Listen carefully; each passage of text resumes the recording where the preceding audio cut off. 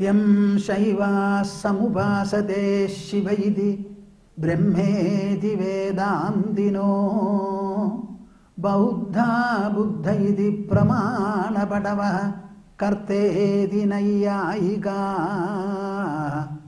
Arhan Nityatha Jaina Shasanarata Karmedi Mimamsaka Arhan Nityatha Jaina Shasanarata Karmedi Mimamsaka Soyamvo Vidadhatu Vanchita Phalam Trailokyanato Harihi Soyamvo Vidadhatu Vanchita Phalam Trailokyanato Harihi.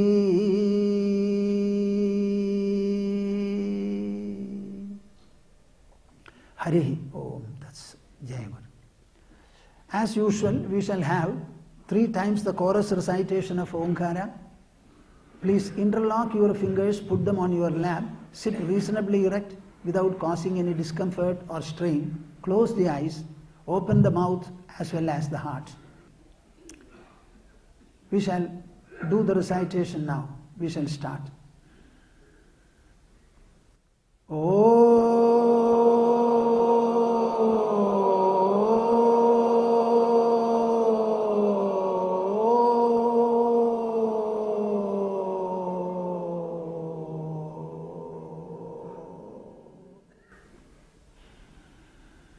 I would like all of you to participate.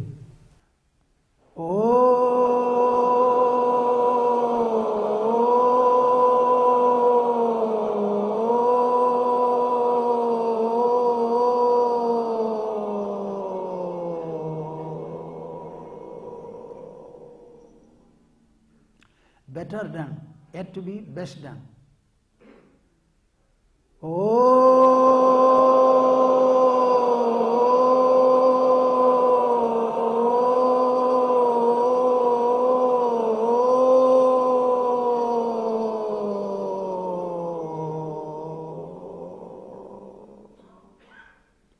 Harihi Om. That's Jai Guru.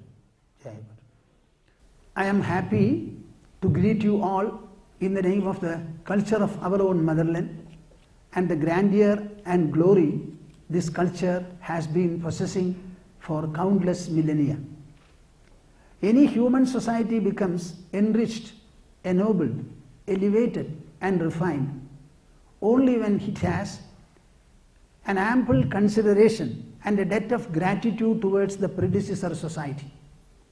We are all born in this world, maybe in our family. But everyone is born from a set of parents, a couple. One may be a great person, an accomplished person. He may also gain many things in this world, adored and esteemed by many. But all these are primarily because of a good and a noble birth he has had in the hands of his parents. So the debt of gratitude, a sense of allegiance that we are feeling and also expressing is very much important. A society can never be valued at all unless it has got sufficient regard for the preceding society, means for all the preceding generations. Now the subject for us this time is restoring India to her glory. This is a subject that every one of you should take up. Not merely know it and understand it yourself, also discuss it in your family, along with the children, right from the very early stages of their life. You must tell every child born in your family, though you are born to us, you are a member, you are a citizen of the country, you are a citizen of the globe. That national fondness, national concern, national commitment, as also global feelings and commitment, these are what distinguish an individual from all the rest. Unfortunately, the children born in our families are always domestic and family children. They are never given the lesson or inspiration to grow to a national dimension. What is lacking in India is national fondness, concern, commitment and allegiance. That is what is lacking. We are facing a number of problems, scam after scam. Why is it committed at all? All these are committed by people either elected or selected, particularly for running the administration. Everybody is selected or elected on behalf of the country, on behalf of the people, to handle the resources and income of the country in a way absolutely beneficial to the country, its advancement, solidarity, cohesion and welfare. Where is the place and scope for handling anything whatsoever in a wrong or an adverse manner? Every heart should examine this proposition absolutely well and find an answer. We cannot say that all people selected, all people elected are wrong. Wherefrom has the wrong begun is a question that you should ask. It is in this context that India, as a great cultural nation, has to tell us quite a lot. Whenever I was thinking about founding this Foundation for Restoration of National Values, I was thinking about the culture, the word culture. I was also thinking about India. India is not a word born of us. It is not our name. Nowadays we find so many names are being changed. All anglicized names are changed into provincial names or state names. But the word India apparently has not been changed. I am not saying you should change it tomorrow. We should understand what is our nation and what is its true name. We have some explanations about India. It is after all a British coinage. People who were living on this side of the Sindhu river, they were called Sindhus, and the Sindhus became Hindus, etc., etc. We should understand it properly. All our literature, ancient literature, is written in Sanskrit. Countless millennia ago they were written. According to us, even millions of years. Let us not believe that, at least countless millennia earlier.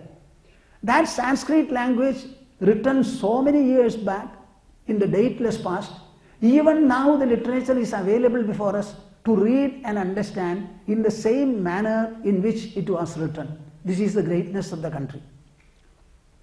I would like to say, in the whole world, we are the longest living society. When I say this, I don't think it is easy to dispute it. The longest living society. Not only that we have lived very long is clearly put into document in the form of documentation in some of the eternal literature that we have. Listen to this slogan, this Sanskrit verse which I am going to recite before you. Himalayat samarabhya yavadindu sarovaram tad deva nirmitam desham Hindusthanam prajakshade. This is clearly written in Sanskrit language. You will find it in some Puranas. Brahmavaivarta Purana is there. Kularnava Tantra is there. Other very old and ancient documents. Himalayat Samarabhya. Starting from Himalayas on the north. Yavadindu Sarovaram. In the extreme south, beyond Kanyakumari, there was a Sarovara called Indu. On the one side we are abutted by, boundaried by Himalayas, and on the three sides we are encircled by the sea. It is a very, very safe land. It was right from the beginning. Even now it is so, but for the political witchcraft that has come through in between. This wonderful place, Devanirmitam Desham, the entire land of earth, all the celestial bodies are created by God or some supernatural power. So that Devanirmita Desha is called Hindusthana. It is called Sthana, means a place for living, a geographical subcontinent, boundaried by Himalayas on the one hand and Indu Sarovara on the other. All the people who are born here are Hindus because they belong to this Hindusthana. The word Hindu having been derived in this manner, the first word of Himalayas and the second word of Indu, the name of the Sarovara. So they have made from one end to the other, all the people who are living in this land, they are called Hindus. And this Sthana is called Hindusthana. That is why we are saying Jai Hind, etc. At least to that extent we are good and great. In 1946, a Constituent Assembly started working to frame a constitution for us. This constitution was framed and it was given to the people of India by themselves in 1950. For any constitution there will be a preamble. In the preamble to our constitution, I am very sorry to say, there is no mention of the word motherland, Madhubhumi about India. How is it that they could miss referring to our country as the Madhubhumi? The mother gives birth to a child where upon the earth she was also living upon the earth. We are rooted to the earth throughout our life. So we have got a Madhubhumi, a motherland. We have never described her as a motherland, nor is there any reference to her cultural grandeur and glory. This point has to be gone into by responsible people and thinkers. What is it that prevented them from calling the country our motherland? Were they shy? Were they so much anglicized that they could not use this word? Motherland is an English word. You can compare so many other constitutions. There is no reference to God. I don't mind. Hinduism, the so-called Hinduism, does not always posit God. It can exist even without the so-called religious concept of God. Ours is more a dharma shastra than a religion. It is not at all so. So far as the word culture is concerned, I would like every one of you to understand and go into this word. Here is a definition given by Oxford Dictionary. The word is an English word, and the most authentic source of information or knowledge we can get is from the Oxford Dictionary. It says, the art and other manifestations of human intellectual achievement. How many times shall I repeat it? The art and other manifestations of the human intellectual achievement regarded collectively. A refined understanding of these. This is the meaning of the word culture. I would like you to think of our culture, the culture of our country, in such a context. The moment we speak of culture, suddenly religious and spiritual ideas come to us. I don't think any culture need necessarily be religious, but it has to be necessarily something. Any culture should always be relating itself to the emotional human mind and the rational intelligence. The entire life proceeds from the human individual. The individual has got a composite personality. In the composite personality, the body is only a gross counterpart consisting of matter and energy. The body by itself cannot do anything, cannot function. It has to be animated and activated by something else different from and above matter and energy. So our body itself does not constitute or complete our personality. We have something different from the body, not any part of the body, because any part of the body will have to be physical, material or energial. Matter and energy cannot think, cannot reason, cannot sense, cannot apprehend, comprehend, memorize, react, etc. But we are having all these things in ourselves almost continuously. So there is another counterpart, the inner subtle one.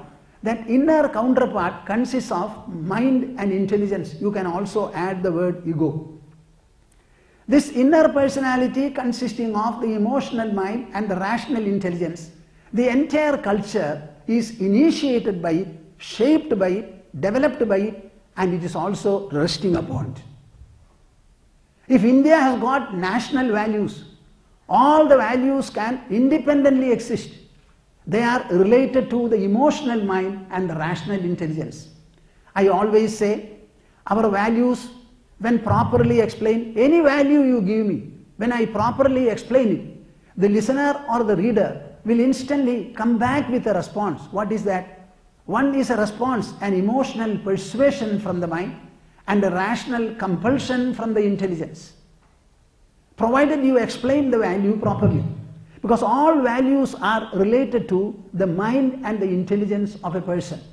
When you understand values in this manner, where is the question of religiosity there? Where is the question of godliness there?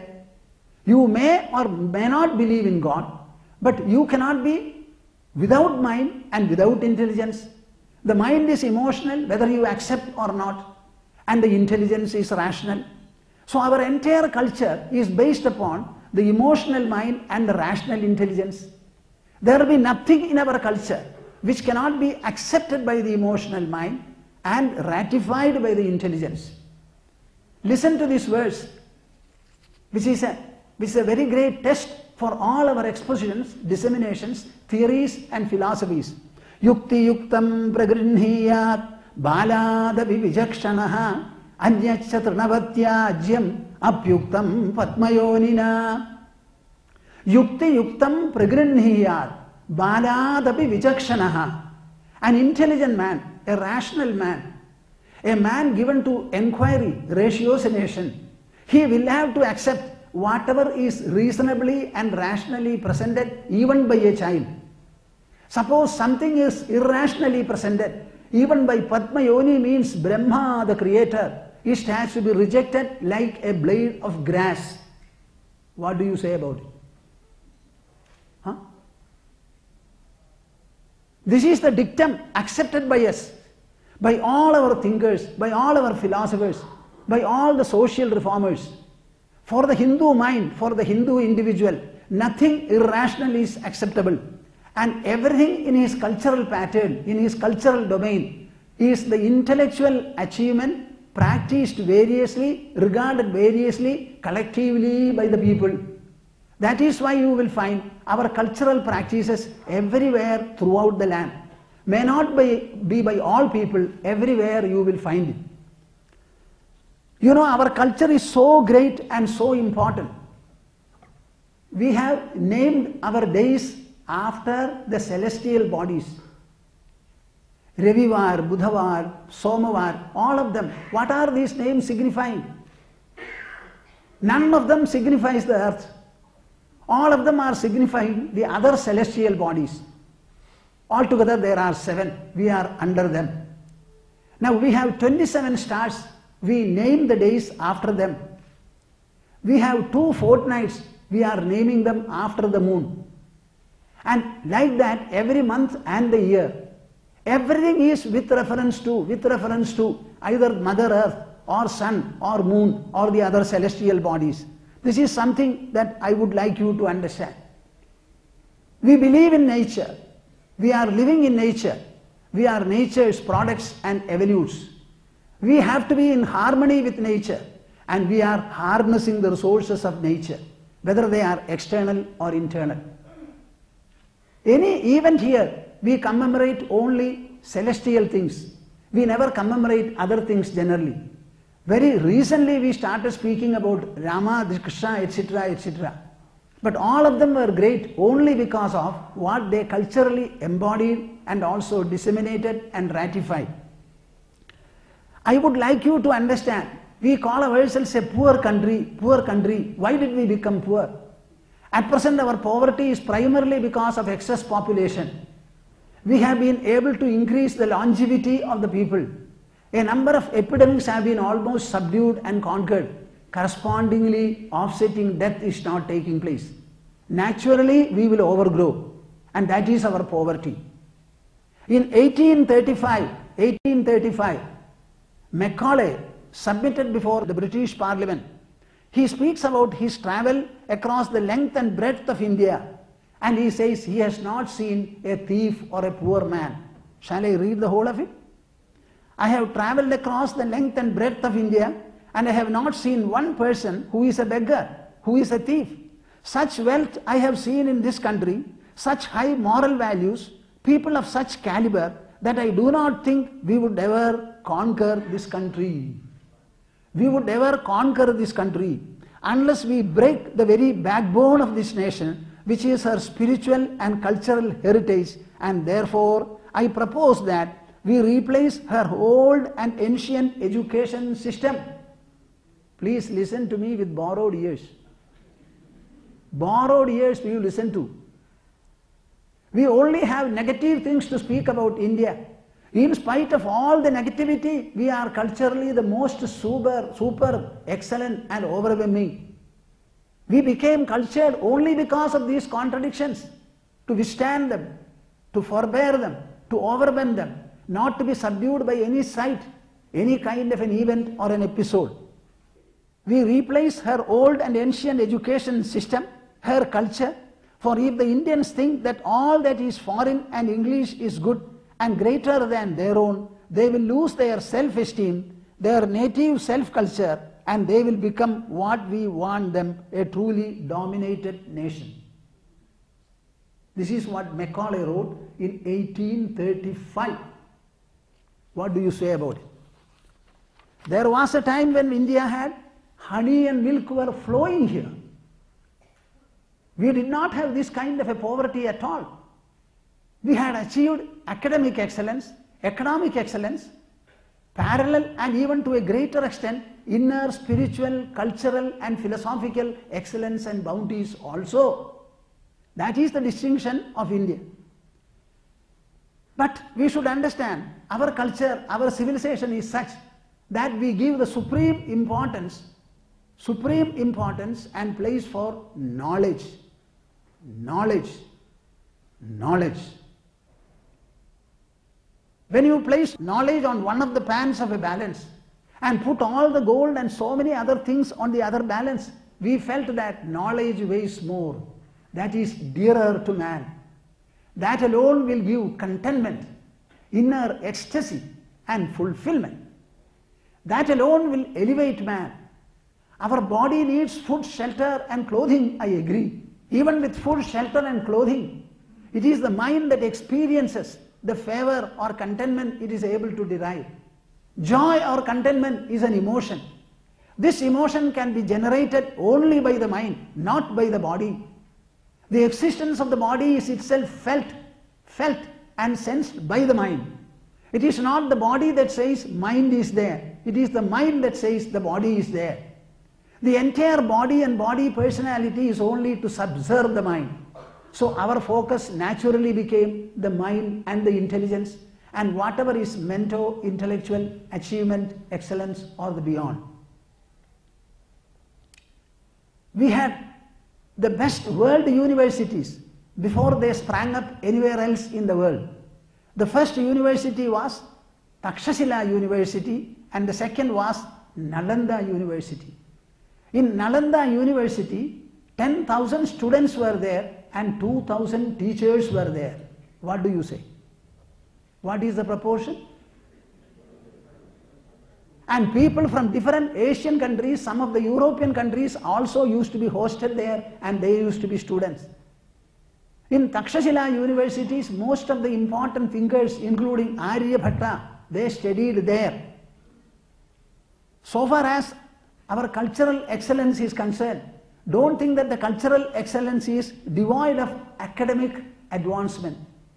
We were sufficiently grown, sufficiently advanced in academics also. I would like to say academics is the physio-sensory findings that we have and advancement, whereas the culture becomes everything. It becomes psycho-intellectual, inner. Now in the academic field, what are the primary subjects that you can refer to? Physics, chemistry and mathematics. Do you agree? Huh? Physics, chemistry and mathematics, the science subjects, we excelled in them. Shall I tell you something about it, whatever I know? Would you like to hear? Or you know already? Joy or contentment is an emotion. This emotion can be generated only by the mind, not by the body. The existence of the body is itself felt and sensed by the mind. It is not the body that says mind is there. It is the mind that says the body is there. The entire body and body personality is only to subserve the mind. So our focus naturally became the mind and the intelligence and whatever is mental, intellectual, achievement, excellence or the beyond. We had the best world universities before they sprang up anywhere else in the world. The first university was Takshashila University and the second was Nalanda University. In Nalanda University, 10,000 students were there and 2,000 teachers were there. What do you say? What is the proportion? And people from different Asian countries, some of the European countries also used to be hosted there, and they used to be students. In Takshashila universities, most of the important thinkers, including Aryabhatta, they studied there. So far as our cultural excellence is concerned, don't think that the cultural excellence is devoid of academic advancement. We were sufficiently grown, sufficiently advanced in academics also. I would like to say, academics is the physio-sensory findings that we have and advancement, whereas the culture becomes everything. It becomes psycho-intellectual, inner. Now, in the academic field, what are the primary subjects that you can refer to? Physics, chemistry and mathematics. Do you agree? Huh? Physics, chemistry and mathematics, the science subjects, we excelled in them. Shall I tell you something about it, whatever I know?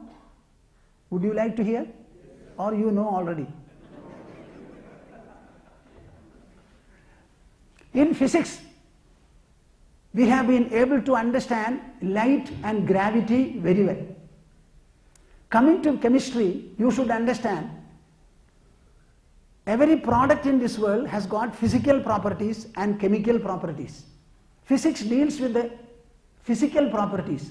Chemistry deals with the chemical properties. So we have so many substances, minerals, salts and the other things. Similarly, a number of herbs, plants and the others, all of them are there. They always have chemical, biochemical, biophysical and other properties. And we had probed into them, understood them, evolved them into a science. This is available in our Ayurveda Shastra. What more do you want?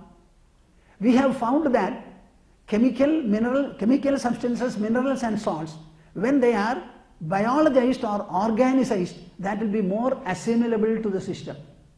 Rather than administering minerals and salts directly, which always poses a conflict, side effect, etc., when you are given herbal medicines, these herbal things, they will not create that kind of a disharmony or a conflict. So they have developed a system, very beautiful system in Ayurveda. We have something called Ashtanga Hridaya, lately written. They are only herbal medicines with no side effects. You have Rasaratna Samuchaya, purifying all kinds of metals, minerals and other things including gold. That also is there. So our expertise was to convert gold into floating ash. Are you hearing me? Every metal, when purified properly, it has to become ash and it should float, lose all the density and float on water. This was the test that they applied. Then in mathematics, we have done a number of calculations. So many calculations we have done. So far as light is concerned, I have found, I am speaking, I don't say, I am not generally given to exposing all these things in detail. Today I thought it's an August assembly, let me speak something. I am not claiming full appropriateness in what I say. These are what we find in our scriptural Sanskrit ancient writings. I am placing them before you so that you can process them in your own thought process. And if you want to research further into them, you can research. If you find anything contrary or otherwise, please inform me also. तथा च स्मर्यते योजनानां सहस्रं द्वे द्वे शते द्वे च योजने एकेन निमिषार्धेन क्रममाण नमोस्तुते. This is a hymn in the most ancient Rigveda. Shayana, who has commented upon it very well, an Acharya, he refers to knowledge already prevalent. He says, Smaryate. This is what people think and what I am told. It is not my finding. The knowledge was already current, was already in vogue. He is only putting it in his language as a confirmatory statement. He said the sunlight travels 2202 yojanas in half a nimesha. Shall I tell you or not? Please tell me, are you interested in listening? I am generally a philosophical and spiritual talker. So 2202 yojanas in half a nimesha. This sukta is 1.50 by 4 in Rigveda. 1 yojana is 9 miles. 2202 yojanas, 19,818 miles. In 1 nimesha, it becomes 0.21333 seconds. So 1 yojana is 8,000 human heights. Just see the manner in which they were calculating. What is the average height of a human person? They have taken it as 5.75 feet. 8,000 times that becomes 8.712 miles. In half a nimesha, the speed will be 19,818 miles in 0.10665 seconds. When it is properly calculated, it comes to 1,85,822 miles per second or 2,99,044 kilometers per second. And the modern science tells us that it is 2,99,792 kilometers per second with a difference of 700 kilometers. Are you all right? Shall I proceed further? Now the question is, what is this Nimesha? Even my Swamiji, Nirvisheshananda Swamiji, who is very, very reserved, he will not easily give an approval. He says, we cannot quote easily all these things. Let people take it up. I am open to correction. I am not saying this. I am only representing it. Kashta nimesha dasha pancha chaiva trimshattu kashta ganayet kalam tam trimshad kalascha vibhaven muhurto bhagah kalaya dashamascha yasyad trimshan muhurtascha bhavedahascha ratrischa sankhya munibhih pranida. This is from Mahabharata. Mahabharata was written by Vyasadeva.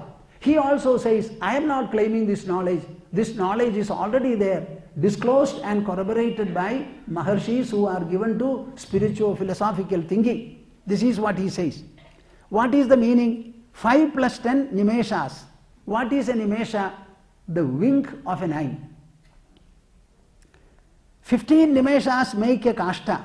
30 kashtas make a kala. 30 kalas with 1/10 of a kala make a muhurta. 30 muhurtas 1 day and night. Mahabharata Moksha Parva. So here is a clear definition. Now mind you, when they were entering into calculations, they only had experiential approach. They were perhaps not using a microscope and a telescope. So the entire knowledge that our people had gathered was experiential on the basis of the sensory experiences. Then on the basis of the sensory data, they started thinking about what? Inferential, that inference. There are only 2 venues and sources of knowledge for the human. One is sensory perception direct, another is inferential deduction. There is no other way except this spiritual experience called aparokshanubhuti. So they were very empirical. The eye wink is the fastest movement that they could think of. Apparently thought is faster, but you cannot enter into it and speak about it to the others because it is not very clear. Now about 0, Pingalacharya's Chandashastra, this belongs to 200 BC.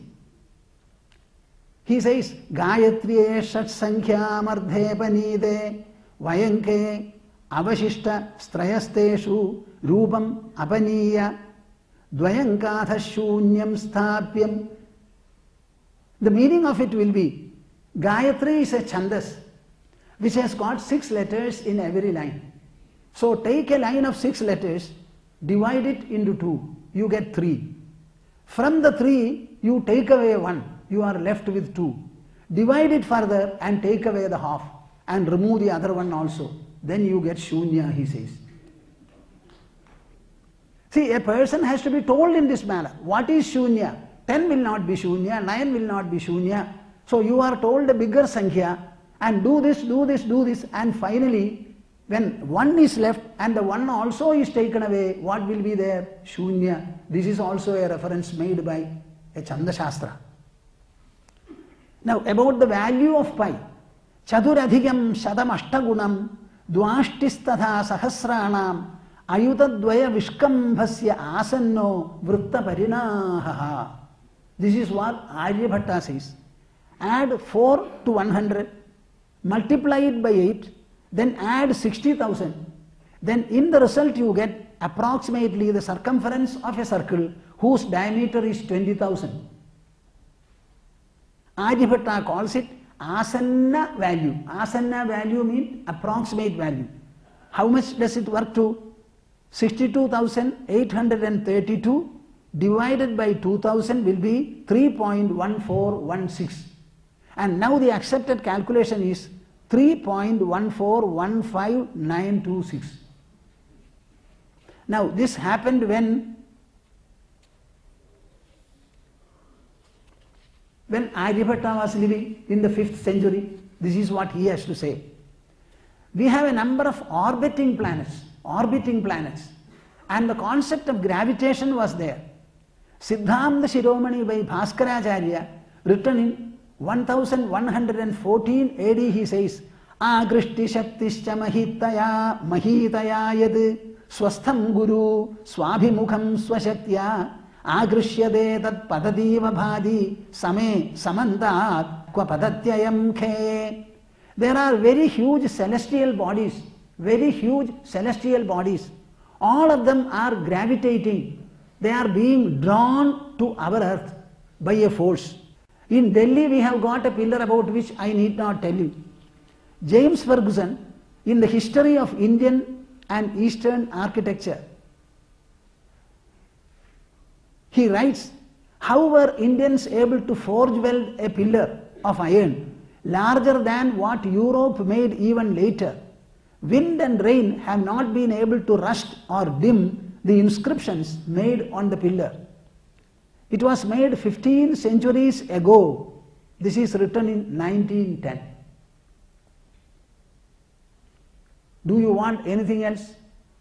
The entire area of physics, I am telling you this, chemistry also I have said. In the calculational level also, we have said what is the speed, etc. and all that. These are all the objective scientific advancement glory that we had achieved. In spite of it, you should understand, our people did not stop at all. They thought further, went into the life. What is life? Where from does it proceed? What is the nature of life? Where should be our focus? Are we to look outside or inside? So they went deeply into the whole subject. And into the whole subject, when they inquired into, they found life is an interaction. What did I say? Life is an interaction. An interaction presupposes two factors. One interacting, the other interacted with. So far as every human individual is concerned, who alone has a well-developed intelligence, the power of thinking, the power of articulation, and the power of sharing. For every such person, life starts from himself, the individual. Early in the morning we wake up. When we wake up, we open our eyes. When we open our eyes, we start seeing. If we were asleep, we would not have seen. We are seeing the world. The world never sees us. Do you agree or disagree? Huh? I am seeing this hall. I am seeing the wall. I am seeing the rising sun. I am seeing the setting sun. I am seeing the ocean. I am seeing the mountain. All the object things in this world except living beings, plants, etc., all of them are inert and insentient. They have no power of perception, seeing, no feeling, nothing. We alone are consciously interacting. So the interactions proceed from oneself. The interaction is designed by the mind, initiated by the mind, and implemented by the mind. It is concluded by and in the mind. So you tell me, in the whole of interactional life, what is the source, what is the terminus, and what should be the focus? Tell me. Our own within, our own not body. So the I alone is changeless here. There is one factor called the I. The I. I have a body. I am intelligent. My mind is bad. I have an ego. I live in a house. I have a car. I got married. My children. Everything is referred to in the possessive case. The nominative case, I alone is there one. And except that one, everything in me changes. Everything in the world also changes. So in the whole universe in which we are living, with which we are interacting, tell me, where is the changeless substratum or changeless entity except in oneself? This is the great discovery that we had made, cultural discovery. I am interacting with this world. All the things in this world are transitory, evanescent. In my own gross personality also, everything is transitory. But there is a non-transitory, eternal, changeless substratum, element or factor. That is what I am denoting by the term I. I. This I is not a substance. This I is not a substance. It is not solid. It is not fluid. It is not gaseous. Nor is it an energy. Then what is it? Prajnanam Brahma. What? Prajnanam Brahma. Brahma, by the word Brahma we refer to the ultimate existence, the ultimate or supreme reality. That supreme reality denoted by the term Brahma, what has expressed itself, expanded itself into this expanding universe, that Brahman Prajnanam. It is in the nature of knowledge. Knowledge. Is knowledge a substance? Huh? Is it matter? Is it energy? Knowledge is not matter, not energy. It is not a substance. It is not a thing. You can feel it. You can feel it because you are knowingness itself. This Prajnanam Brahma, where from did it come? Go to the Rig Veda, the ancient most, the premier Veda. The Rig Veda Mahavakya is Prajnanam Brahma. So the ultimate source or the ultimate substance is Jnana. Jnana. If it is knowledge, and that knowledge is Brahman, the next discovery in the Yajurveda is Aham Brahmasmi. Are you with me, my dear souls? Huh? I am Brahman. First they said Brahma, they defined as Prajnana, because ever since my birth, throughout my life, I am always knowing. Either I am wakeful or I slept. Waking up, I said, I slept, so I was knowing there also. Or I dreamt. We have only 3 basic states. In all these states, I am, I was. And that is only in the way of a knowledge, an awareness, a cognition, a comprehension, or an apprehension, a realization. That Aham Brahmasmi. I am the supreme reality. Supreme reality. Knowledge is the source of everything. Everything. I is the source of the visible universe. It is something inner, spiritual and eternal, everlasting. Compared and contrasted with it, everything else is ever fleeting. Consciousness, that is our identity. Your identity is not with the house, not with your married partner, not with the children born, not with your body, not with your car, not with your profession. Your identity is consciousness, knowledge. I was there in my misery. I was there in my happiness. I was there in my sleep. I was there in my dream. The same I am now in the waking. This I is uncontaminated, unconditioned, unaffected, unoverpowered, unsubdued. It is sovereign, independent. It is the one subject of the entire object universe. What did I say? It is not merely the subject in my limited personality called body. It is the same I that when I look into the universe, I say, I see the endless expanse of the sea, endless expanse of the space. I see countless number of stars. All these are perceived by me. Tell me, what is my dimension then? Am I a mustard or a mountain or a sea or even beyond the space? Boliye na. You should speak to me from knowledge. This Brahman, they declared in Mundaka Upanishad, I am telling you, tapasa chiyate brahma Tathonnamabhijayate annat prano manasatyam lokaha karmasu chamrutam tapasa chiyate brahma.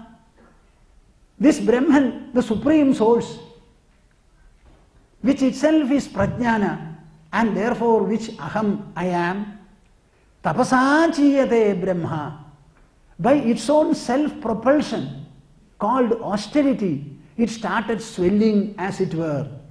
Tathonnamabhijayate, from there matter arose, matter arose. From matter evolved mind and sensation. Annat prano manas satyam, activity, then the sensation, mind, satyam, lokaha, karma suchakilam, the ceaseless and endless vibration, activity and interaction. All of them started from where? Brahma. And what is this Brahma? Prajnanam. Where is it? Aham. Am I talking to you something sensible? This is the culture of India. We are not to be overwhelmed by anybody or anything in this world. A nuclear explosion may affect our body, but it will not affect me, I. It is not under the control or influence of anything material or energial. Consciousness is different from matter, different from energy, and that is the source of everything. There is a subject-object idea we have. The subject is from where an experience or an action proceeds. The object is that towards which it flows, as it were. So in my interactional life, the whole world is an object and I am the subject. I make the world an object, I objectify it, then only it is perceived by me. So it is an object of my perception. Perceiving and perception are proceeding from me and resting upon me. Is it on the body? No, it is on the consciousness. So this consciousness is the subject and the entire other things are object. The object can be there only when the subject is there, but the subject can be without the object. That is what you have in sleep.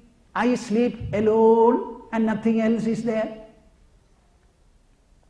I don't sense my body, nor do I sense my mind, nor the intelligence.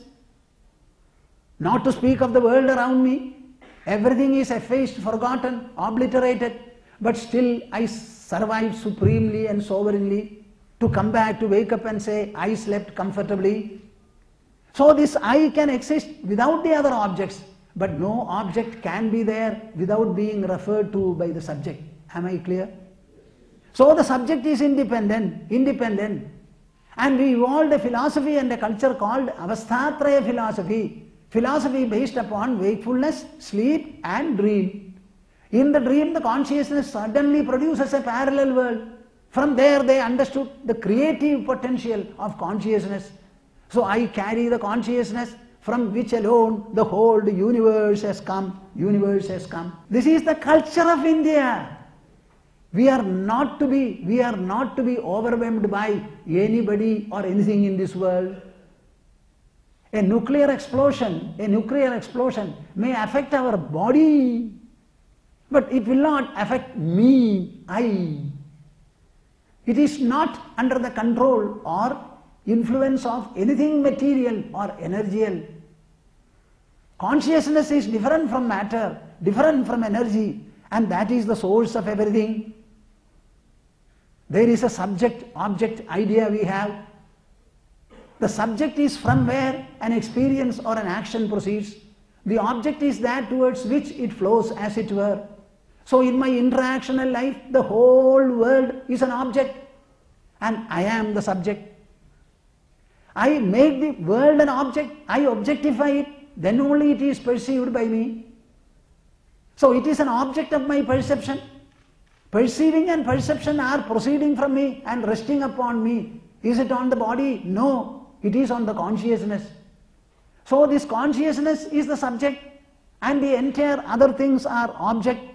The object can be there only when the subject is there, but the subject can be without the object. That is what you have in sleep. I sleep alone and nothing else is there. I don't sense my body, nor do I sense my mind, nor the intelligence. Not to speak of the world around me. Everything is effaced, forgotten, obliterated, but still I survive supremely and sovereignly to come back, to wake up and say, I slept comfortably. So this I can exist without the other objects, but no object can be there without being referred to by the subject. Am I clear? So the subject is independent. And we evolved a philosophy and a culture called Avasthatraya philosophy. Philosophy based upon wakefulness, sleep and dream. In the dream, the consciousness suddenly produces a parallel world. From there they understood the creative potential of consciousness. So I carry the consciousness from which alone the whole universe has come. Now this is the knowledge. Agreed, Swamiji. This is a wonderful knowledge. Will it be of help and benefit in the active and interactive world? If you ask me, yes, this alone will be able to. I will give you one or two examples in a very brief manner.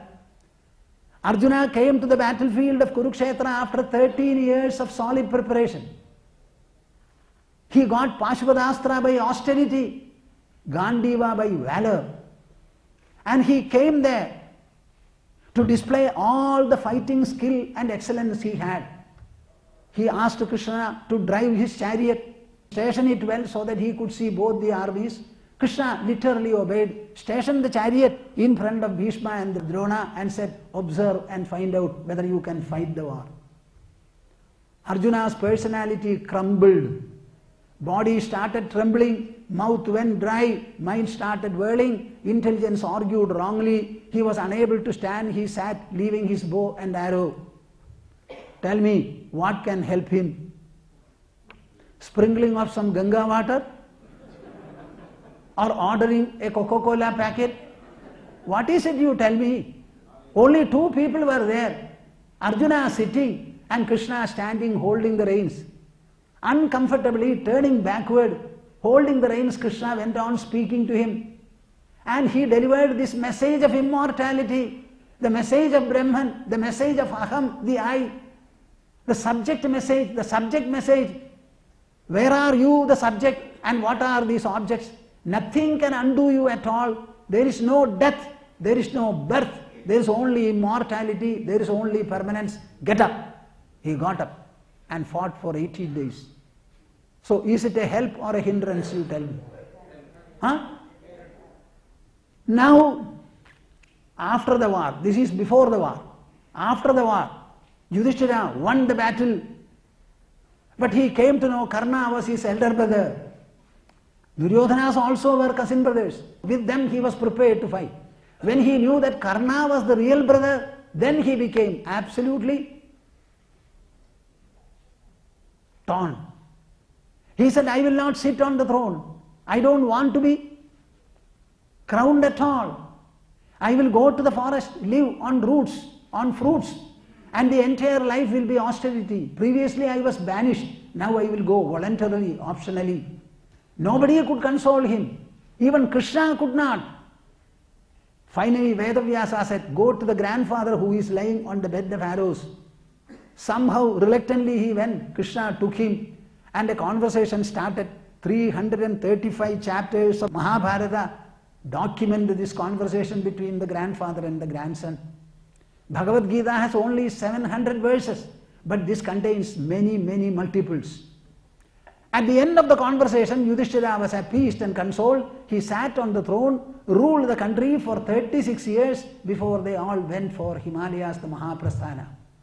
Tell me, one is before the war to empower Arjuna, the one is after the war to console and redeem Yudhishthira. Rama was only 16 years old. He went on a pilgrimage, saw the plight and fates of people. He came back absolutely despondent, disappointed, dejected. He stopped even taking bath, going to the parents and prostrating before them. When he was swallowed up by melancholy thus, Vasishtha, coming to know of it, called him and said, my dear son, what are you suffering from? Rama started narrating the agony, the disappointment of his heart. It is recorded in Yoga Vasishtha Ramayana in several chapters, a beautiful description of the world, the heterogeneous world, the complex world, the contradiction-full world, the deceitful world, everything-full world. Vasishtha went on speaking to him. Halfway through, Rama was appeased and he closed his eyes, got absorbed into himself. Vasishtha had to stop the narration. So startlingly, it was effective. Shall I tell you some other instances? These are all epic. We had a young boy by name Bhoja. His father died, king. So Munja, his father's younger brother, took the throne and he felt apprehensive about this boy. So he called his commanders and told them, take this child to the forest, kill him and show me the blood. So they took the young boy to the forest and before killing, they passed on the message. We have brought you here, we have been ordered to kill you and take your blood. He said, okay, my uncle decided so, okay, let him please himself. But I have a message for him. So he plucked a suitable leaf and started inscribing a verse. These are all documented, my dear souls. This is not hearsay and legend. Listen to it. What more do you want, more factual and historic than a written verse before you? Mandhada samahipadi kridayuga lankara bhuto gataha seduryena mahodadhau virajidaha kwasau dashasyam dagaha anye chabi yudhishthira prabhudayo yadadivam bhupade naigena abhisamam gata vasumadi nunam tvaya yasyadi. What can our culture do? It can do things which God is not able to do. Tell me, what is the salvation for that boy? He is ordered to be killed and he smilingly faces it, and he had the composure, the poise, the presence of mind to give a beautiful message which perhaps the biggest poet, the greatest poet in the land will not be able to write in such a situation. So the message runs like this. Mandhata samahipati kridayuga lankara bhuto gataha. There was a great king, Mandhata by name, in Kridayuga. Kridayuga means very, very far away, millions of years back. He was a great man. But finally what happened? Gataha, he has gone. Seduryena mahodadhau virajidaha kwasau dashasyam dagaha. The great Sri Ramachandra Mahaprabhu, who made a causeway in the sea for the first time and went over to Lanka, subdued Ravana, installed Vibhishana and came back without taking a speck of gold from there. What has happened? He has also gone. Anye chabi yudhishthira prabhudayo yadadivam bhuvade. Others coming down to Dwapara Yuga, Krita Yuga, Treta Yuga, Sri Rama, Dwapara Yuga, and so many others in Kali Yuga. So many people have come and all of them have left. But the earth they ruled did not go with them. Surely when you die, your kingdom will come after you. This is the message he wrote. They did not kill him. They killed an animal and took the blood and gave him this message first. He read the message. Have you killed the boy? No, we have not killed. What is this blood? It is the blood of an animal. Thank God. Bring him, he said. This is what our culture can do, has done, and can still do. It is a treasure of our mind, of our heart. Culture is our treasure. Without culture, India is lost. With culture, India can never be subdued. That is what Macaulay admitted in 1835. Bhartrhari was a king. He was ruling the kingdom. In a very rare season, a Brahmana went to him and gave him a beautiful yellow mango, very big, as an offering. as an upahara. And he went away. Bhartrhari gifted it to his wife. Suppose a mango was given to you, I wonder what you will do. You will wait for the man to go, cut it and see it. Bhartrhari said, such a loving and adorable offer he has given, I should give to somebody whom I adore and I love. So he gave it to his queen.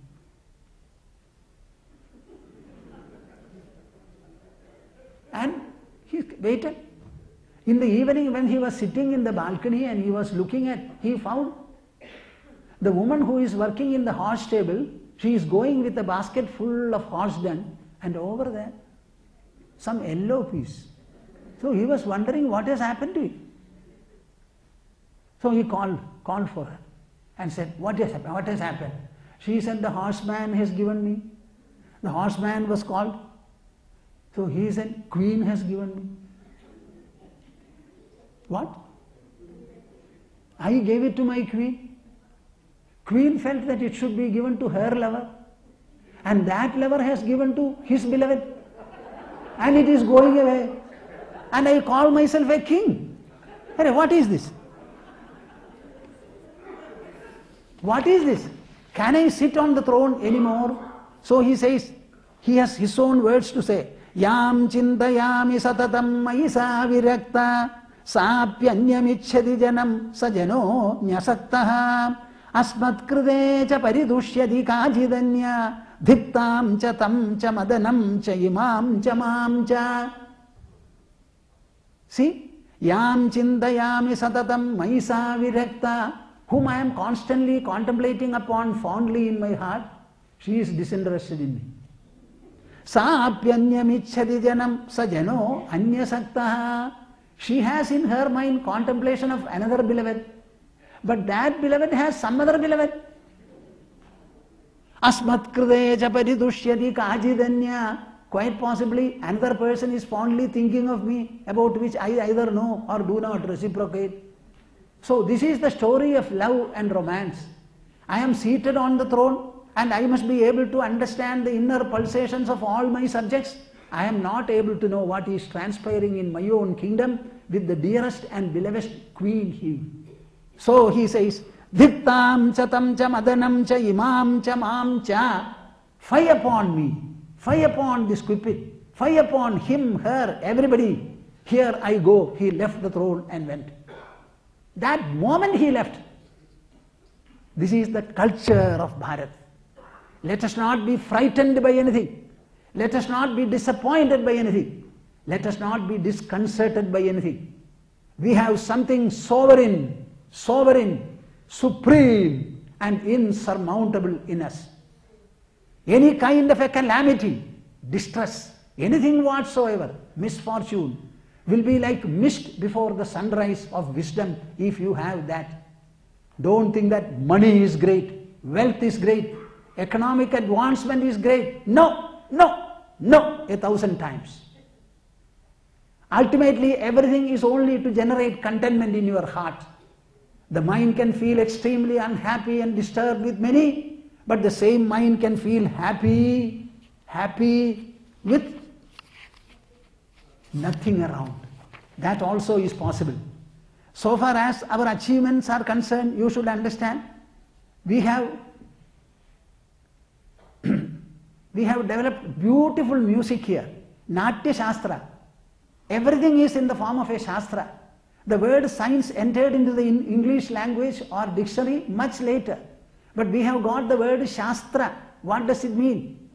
With discreteness, you have to think about a subject and present it in a very rational, cohesive, systematic manner, evaluating the merits and demerits, good and bad, virtue and vice, promotion, demotion, etc. of everything that you deal with. Then it becomes a Shastra. Gunadoshan vivichya bodhayati idi Shastra. Now we have got all Shastras here. And using such a brain, we have done many things. What about the Bengal muslin sari, which can be passed beautifully through a ring in the hand? Did we not manufacture it with fingers? In Aranmula in Kerala, there is a special metal mirror. That alloy, it's an alloy, but they have still not disclosed it, how it can be made. It will reflect your face just like a mirror will. We have developed temple architecture.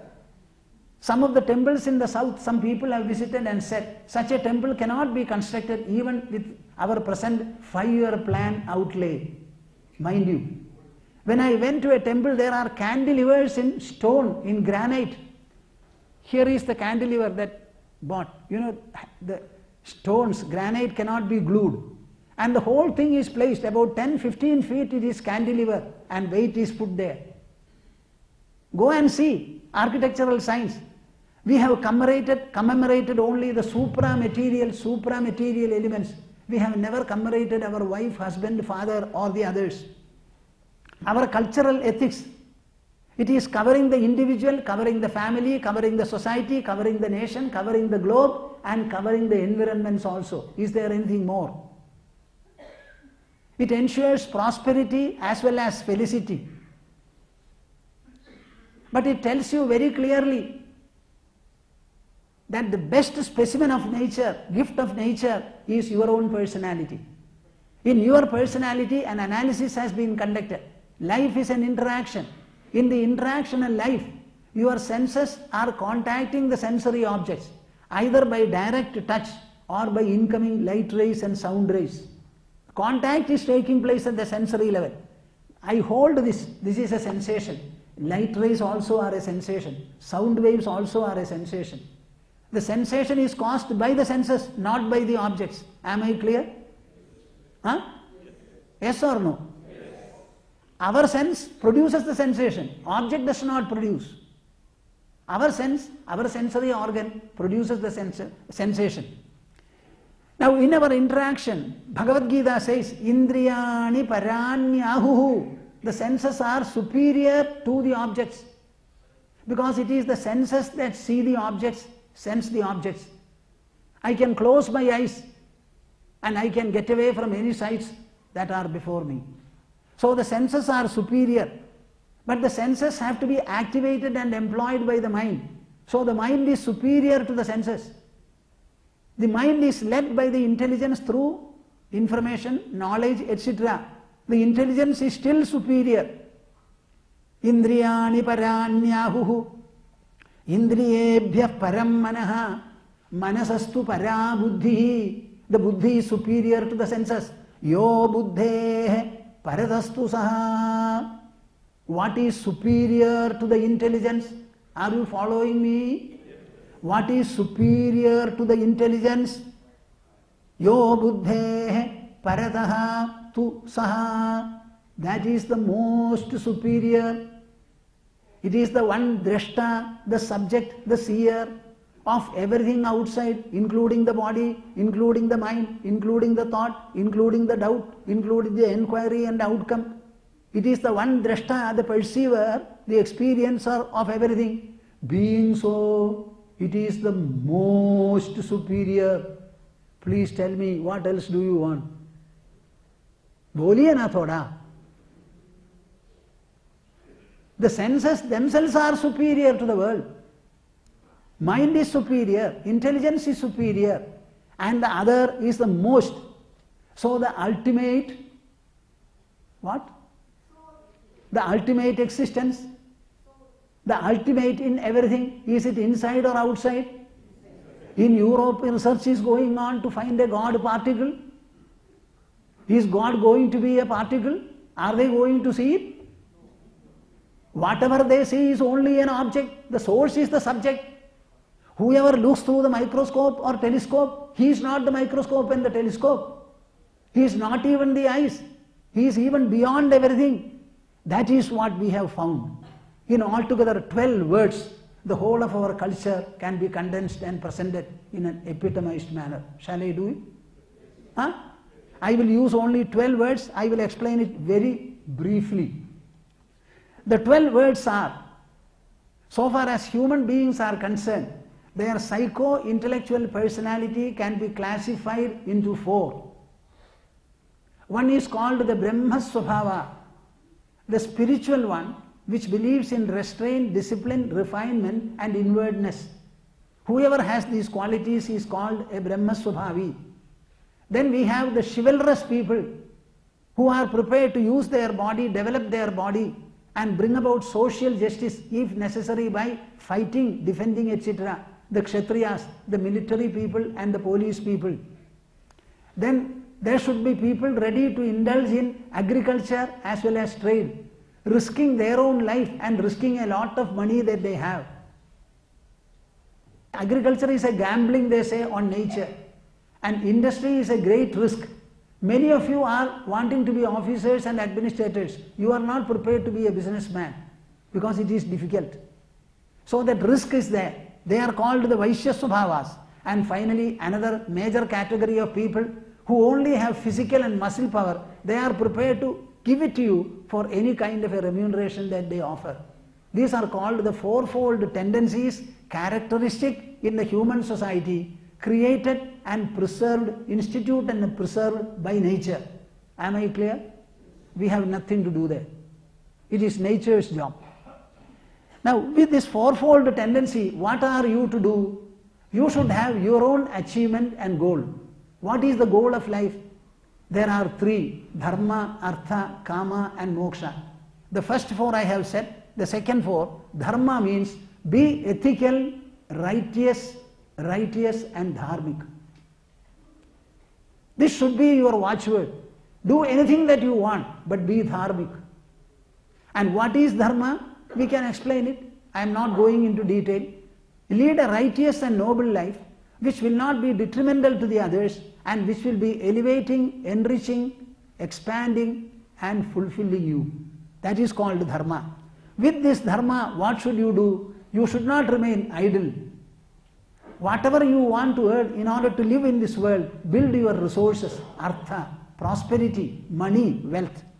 And after you get your wealth, liberally spend it to fulfill your desires. With riches, you cannot be a miser. Utilize your resources so that your desires are fulfilled. How long?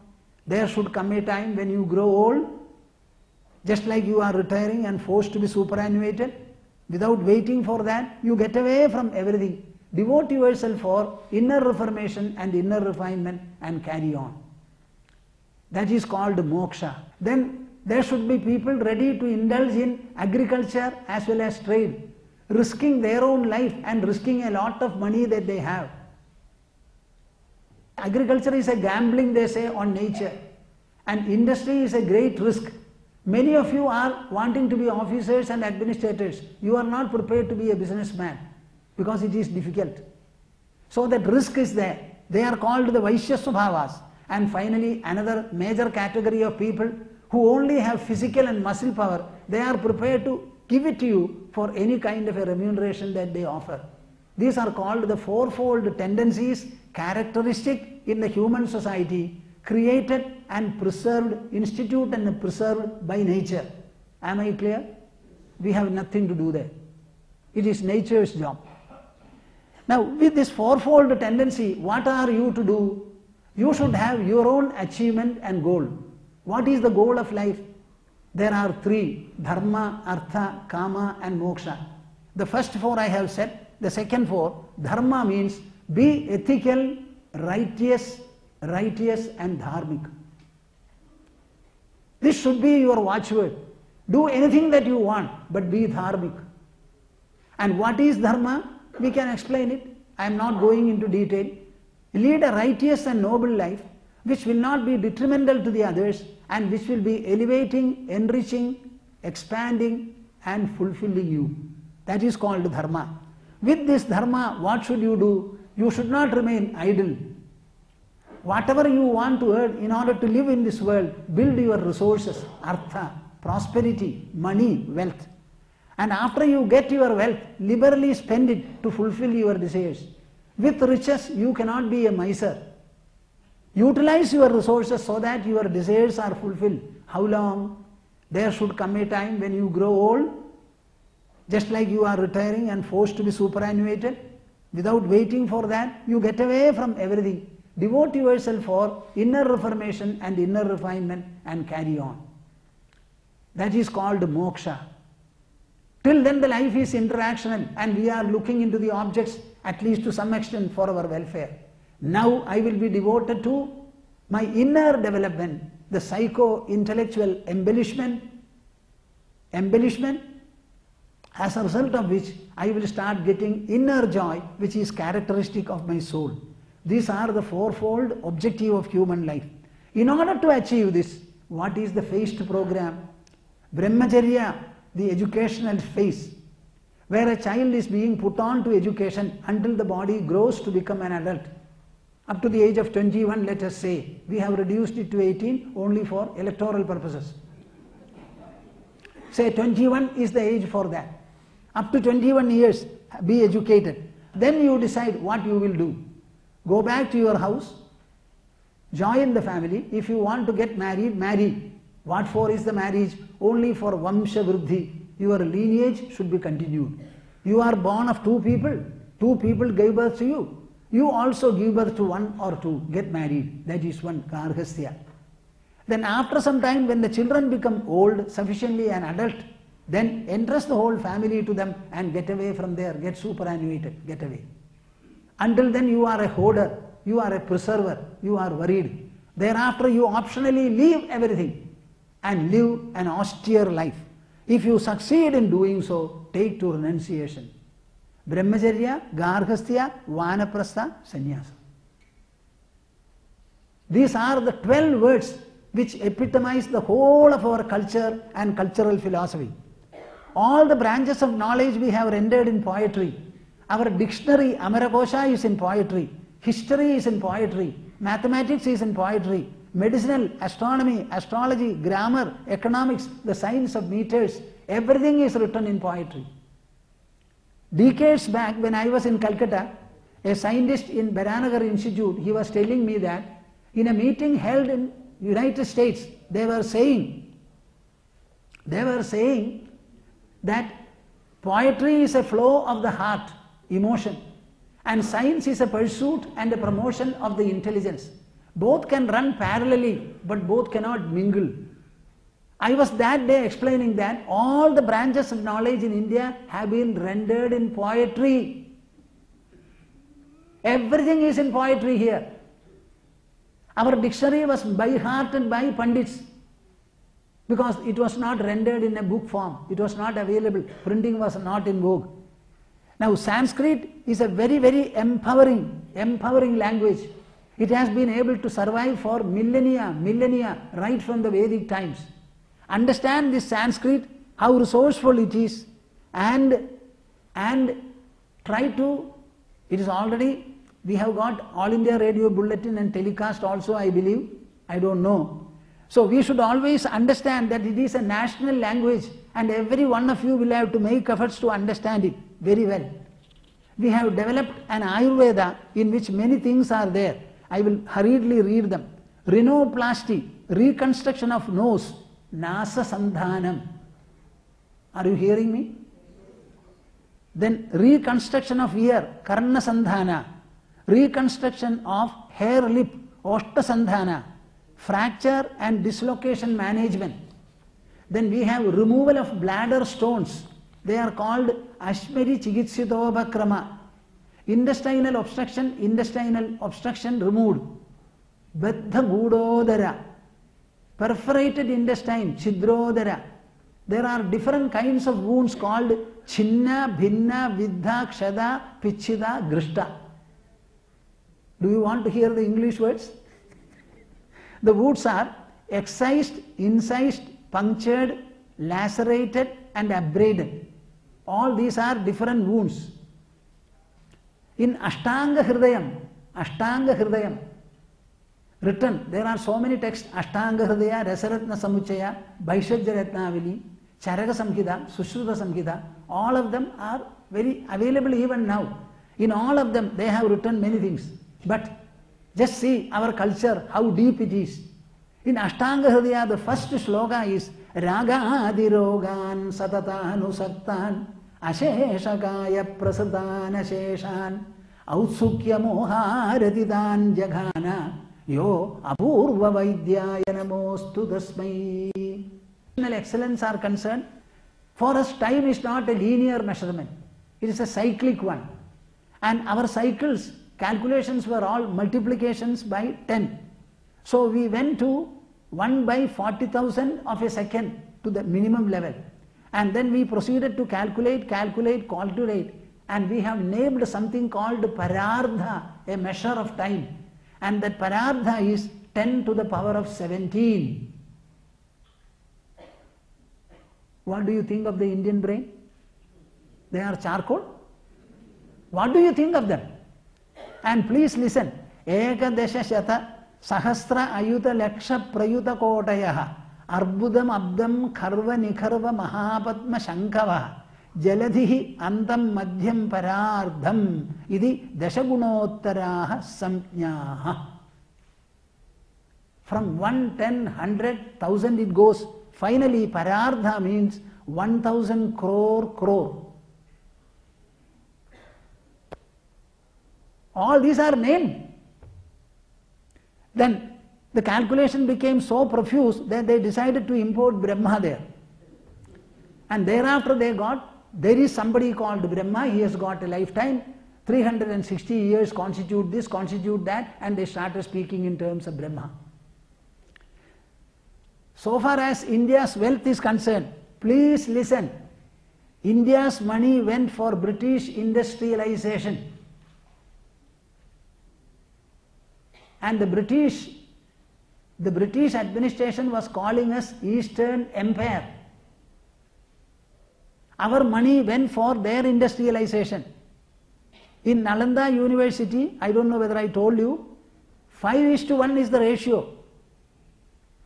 Ultimately, foreign invaders came here, slaughtered several monks, used the books of Nalanda University as fuel for cooking. 3 to 4 months they burned the books as fuel, as firewood. In the Nalanda University, there is an inscription which says they held education not as a mere conveyance of information, but as transmission of spiritual, moral and intellectual values with opportunity for full physical development. I will say something more and then stop. In Shvetashvatara Upanishad, one of the 11 Upanishads, Vala agrasata shadadha kalpidasya ja anu. I don't know whether it is the atom of the present. That anu is defined in this manner. Valagra means the end of the hair. Valagra satabhagasya shadadha. Whatever is the measure of the hair tip, divided by 100, again divided by 100, that becomes 4.6 multiplied by 10 to the power of minus 10 meter. And this anu will now be 4.6 into 10 to the power of minus 10. This is the calculation that they are speaking about. Go and see it, verify it, try to find out whether it relates to the present value or not. Now what we have to do, we have to expose our children to this culture. Unless you tell them that you belong to a great nation and greatness, grandeur and glory were there, you are an heir to it, we will not have anything to fall back upon. I happen to read Krishna Hatte Singh's writing on her brother Jawaharlal Nehru. Whenever my bhaiya had trouble and difficulty, he used to fall back upon tradition. This is what he has written. So whenever you have anything big to do or a confrontation to encounter, where from will you get your strength? The object world will not give you. So you have to rely upon it. It is true that we have developed a system of worship, but our worship is highly scientific. I have no time to explain it. Our culture is intertwined with all these things. Our temples and different forms of worship are reformational and refinemental processes for us. When you expose the children, you will find they will develop national fondness, national allegiance, and the brain drain will be arrested to a great extent. The cultural exposure will give you insurmountable strength. Insurmountable strength. See, I went to my Gurudev, I had my Diksha, I started meditating. Only because I met my Gurudev, the whole subject of God was unveiled for me. Ever since then I have become an Advitiya, an unparalleled person in the sphere of spirituality. Only because of that one interaction. To expose them. We had developed and gained a lot of inner abundance. And externally also we have very much gained. As I told you, Rama went to Lanka, conquered, seated Vibhishana there and told Lakshmana, Janani Janma Bhumischa Swargadapi Gariyasi. My motherland and my mother are superior to Swarga. This is our national value. Let us go, not take any article from here. Let us seat Vibhishana, go with Sita, your sister-in-law.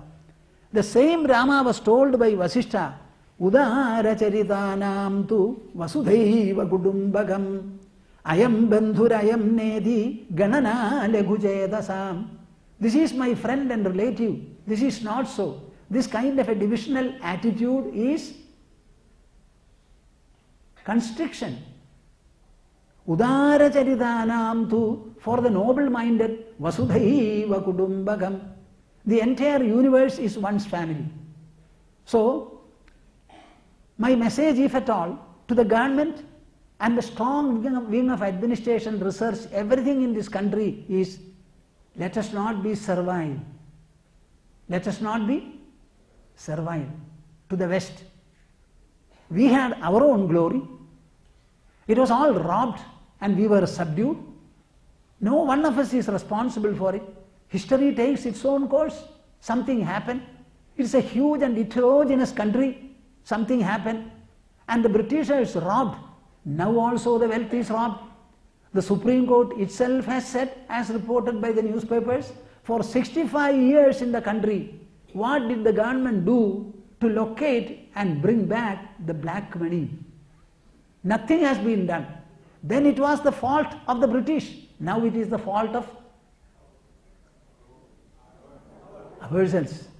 Understand it, my dear souls. Our attraction to this money, that is the traitor. Look into our culture. What did Sri Rama do? What did so many others do? What did Sri Krishna do? Understand it. They are all your own ancestors. Propagate Sanskrit. Give it the pedestal they call for. In NASA, they have introduced Sanskrit. There are schools, colleges teaching Sanskrit in Great Britain as well as in the other places. Understand it. Do you want Westerners to teach us Sanskrit? In the schools you should understand India's glory should be highlighted. India's power, majesty, magnificence, all these things. All of you should participate in this cultural reconstruction, cultural reinforcement program, everyone. Politics should be kept away from education. Cash nexus should be disconnected from education. Cash nexus has invaded the sphere of education. That should be set right. Never call our cultural glory and splendor something religious or Hinduistic. It belongs to India. It is written by in India. If the Christians who lived here, they have written some good poetry, we adore it.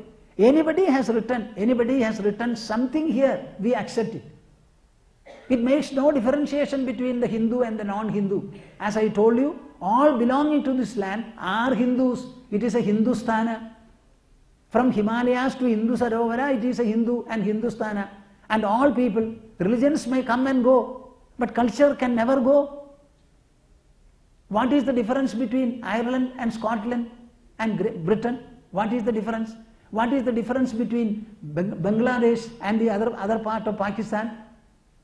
So apart from the religious identity, there is something called an ethnic identity we have, a cultural identity. This identity is as much for everybody to feel.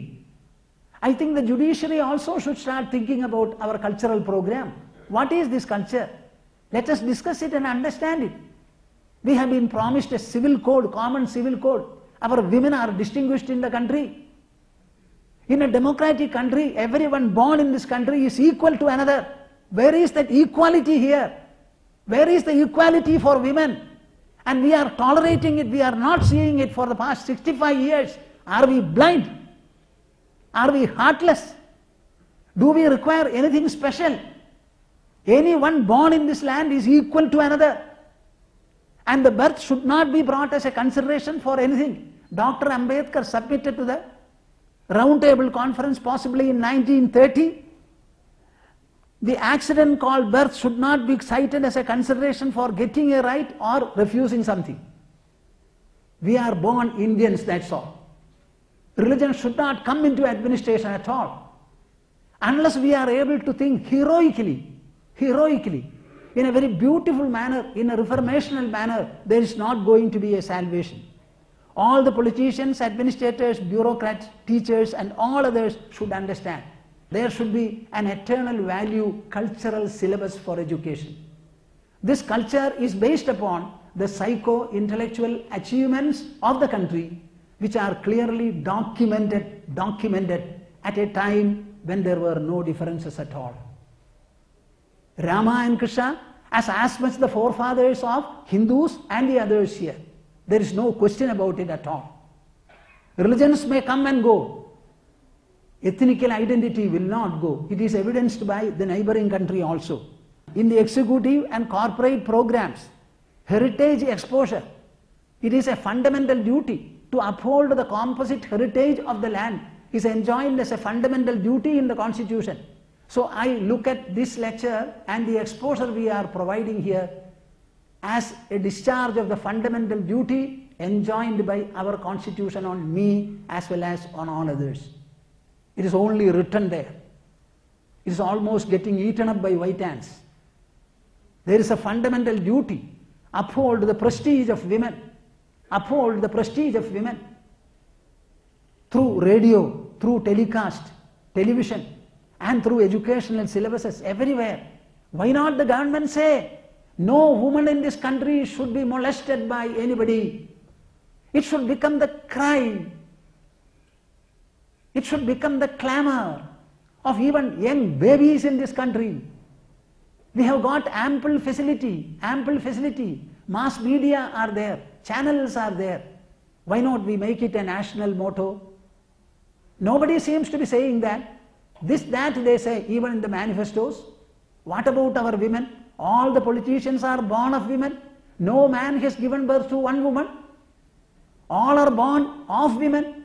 Why not we uphold their prestige? Why not we esteem them? When you see a woman, why should you have any other emotion? What is it happening to us? We are not feeling. Sometimes I say, our country is not yet sufficiently corrupt. Because people are not feeling. The super majority are even now not feeling these items. So I think there is something very greatly to be done. We are speaking about the same thing in a different manner. Enlightened leadership, personal mastery, inner resources and developing them, excellence and beyond. These are the subjects under which we are talking. I have spoken to IAS officers over the Skype. Somebody from Bhopal came to me, Swamiji, will you come and talk to our IAS officers? He was mentioning to me. We are prepared to do many things. I would like every one of you to understand the cultural crisis of the country. Let us have cultural patriotism. Cultural patriotism. It is not a religion. It has nothing to do with God. It has something to do with the pulsation of the emotional mind and the rational intelligence and the unnegatable, insurmountable identity which anyone in this country, anyone in the world has. Hindus have the same identity, the Muslims have, the Christians have, the Sikhs have, all the people have the same I. The blood from the Christian body can be injected into, transfused into the Hindu and vice versa. The soul is the same. Let us think in this manner. Bring people together. We always speak about what? A section of the people becoming aggressive, this, that and all. The salvation lies with us. Every one of you should rise in righteous indignation and protest and make yourself collectively express. If you speak something in the drawing room or over the phone, that will not be sufficient. In a democratic country, collective demonstrative expression alone will be honored, will be accepted. I always say, if you can give me 5,000 people, a number of changes in the country can be wrought. We have the court here, particularly the Supreme Court. There is a provision for taking a PAL for anything whatsoever when there is injustice. The executives also, they don't want to do it politically. They want it in the form of an order or a judgment case law from the Supreme Court, so that they can say, the Supreme Court has said we have nothing to do. This is what they are also looking for. So let us be very clear about it. So I am stopping my presentation. I am very happy that we have spent some time together here discussing the subject of restoring India to its cultural glory. I have said what is the glory, and restoring is a task which devolves upon every one of you. Some points I have presented, you can think, you can add to them, delete if you want, and then let us see that we grow as a nation with sufficient uniform national fondness. I would like to nationalize the hearts of all people here.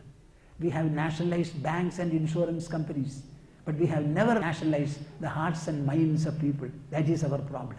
I embrace all of you and bless you. Let there be good and noble children born in your families for many, many generations to come. And let India again become glorious, strong, culturally as well as economically. Hari Om Tat Sat.